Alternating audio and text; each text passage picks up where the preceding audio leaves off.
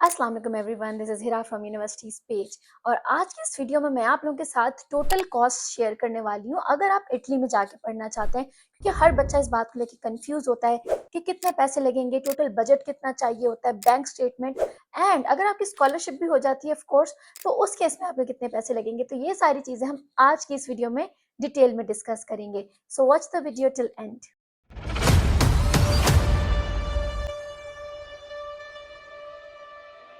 जैसा कि मैंने कहा कि स्टडी इन इटली पे आज हम बात करेंगे उसकी टोटल कॉस्ट, यानी एक जो ज़ीरो पॉइंट जब आप वहाँ से स्टार्ट करते हैं, वहाँ से लेके जब आप इटली पहुँच जाते हैं, वो सारी चीज़ें आज की इस वीडियो में मैं कवर करूँगी।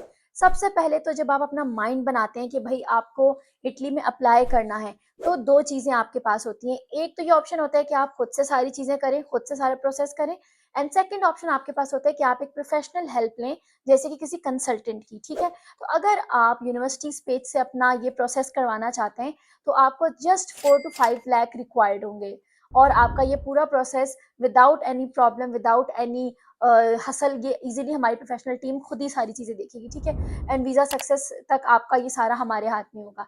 तो अगर आप हमसे ये करवाना चाहते हैं स्टडी इन इटली का प्रोसेस, तो नीचे दिए गए लिंक पे क्लिक करके व्हाट्सएप पे आप हमारे साथ कनेक्ट हो सकते हैं, ठीक है? अब हम बात करते हैं कि अगर आप बेशक किसी कंसल्टेंट से भी काम करवा रहे हैं या खुद से भी कर रहे हैं, तो सबसे पहला जो आपका स्टेप आता है वो है अप्लाई करने का। तो जब आप अप्लाई करते हो, आप डिफरेंट यूनिवर्सिटीज़ देखते हो, डिफरेंट कोर्सेज़ देखते हो, ठीक है?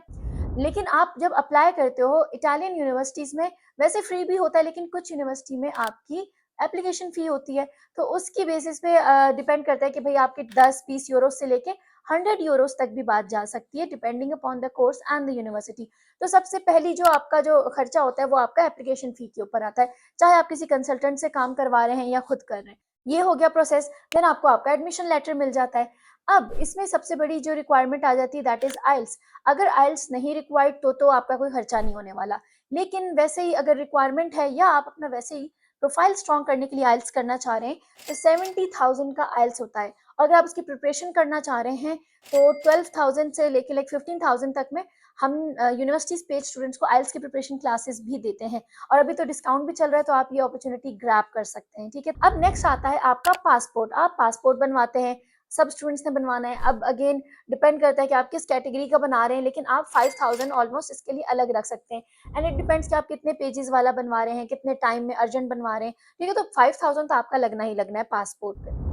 फिर आप अपनी डिग्रीज़ को अटेस्ट करवाते हैं। मैट्रिक एफएससी की जो डिग्रीज़ और उसकी जो डिटेल मार्कशीट्स होती हैं, एक डॉक्यूमेंट, अब डिपेंड करता है आप किस बोर्ड से हैं, लेकिन कम से कम भी अगर हम फेडरल बोर्ड की या पंजाब बोर्ड की बात करते हैं, तो 2000 पर डॉक्यूमेंट आपका लग रहा होता है। और वो स्टूडेंट्स जो एमएस करने जा रहे हैं या पीएचडी, तो उस केस में उनके पास बैचलर्स और मास्टर्स की भी डिग्रीज़ होती हैं। तो वो डिग्रीज़ और ट्रांसक्रिप्ट जब आप एचएससी से वेरीफाई करवाते हो, तो उसमें ऑलमोस्ट 5,000 एक डॉक्यूमेंट में लग जाता है। तो ये हो गए सारे अटेस्टेशंस। फिर वो स्टूडेंट्स जिसने ओ लेवल्स या ए लेवल्स किया होता है, वो अपनी इक्विवेलेंसी बनवाते हैं। उसमें आपके डिपेंडिंग अपॉन भाई आप सिर्फ ओ लेवल की बनवा रहे हैं, ए लेवल्स की बनवा रहे हैं, तो वो इक्विवेलेंट जो आप सर्टिफिकेट बनवाते हो उसमें आपके पैसे लगते हैं, ठीक है?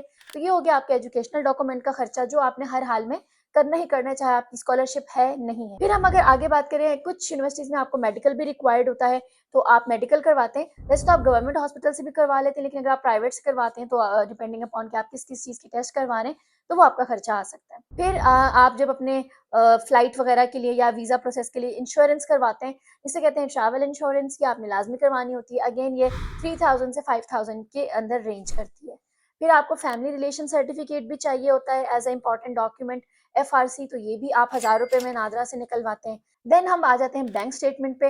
अगर जो आपकी स्कॉलरशिप हो जाती है, तो आपको कोई बैंक स्टेटमेंट दिखाने की ज़रूरत नहीं है। लेकिन अगर आप नॉर्मल अपनी स्टडीज़ करने के लिए जा रहे हैं और later on you will apply for the regional scholarship, तो उस टाइम पे जो आपको बैंक स्टेटमेंट मिनिमम शो करनी है that is 25 lakh Pakistani rupees. तो ये भी एक तरह का खर्चा ही है, क्योंकि आप किसी से ले रहे हैं या खुद मेंटेन कर रहे हैं, या आपने अमाउंट शो करनी है, ठीक है? Over the past 6 months. अब हम आ जाते हैं ट्यूशन फ़ी की तरफ। अगर जो आपने वहाँ पे अपने सेल्फ पे स्टडी करना चाह रहे हैं, तो 500 यूरोज़ से लेकर 3000 यूरोज़ पर ईयर तक ये रेंज करती है, depending upon the course and the chosen university.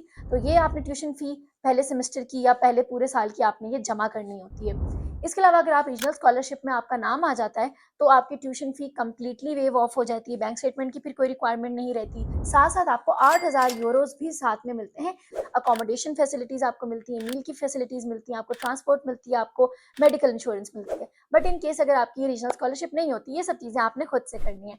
फिर इसके अलावा अगर हम लिविंग की बात करें, अगर आप इटली में जाते हैं, तो अगर आप वहाँ पे अपना अकोमोडेशन ढूँढते हो तो 500 यूरोज़ पर मंथ आपको रेंट पड़ सकता है। फूड की मैं बात करूँ तो अगेन आपको 200 यूरोज़ पर मंथ फूड पे पड़ेगा। ट्रांसपोर्ट की बात करूँ तो 25 यूरोज़ पर मंथ। और अब जब आप पहली दफ़ा जाते हैं इटली, तो देखिए एक कुछ होती है इनिशियल कॉस्ट जो हर मंथ नहीं होती लेकिन इनिशियली लगती है, लाइक आपके सिम के पैकेजेस, आप बैंक अकाउंट खोल रहे होते हैं, लाइक बहुत सी चीज़ें होती हैं ना, तो उसमें ऑलमोस्ट आपका 150 यूरो लग सकता है। अब आ जाते हैं हम एम्बेसी के खर्चे पे, चाहे आप स्कॉलरशिप के हैं या आप सेल्फ पे जा रहे हैं, ऑफ कोर्स आपको अपॉइंटमेंट चाहिए और आपको पता है कि अपॉइंटमेंट यहाँ पे ब्लैक में भी बेची जाती हैं।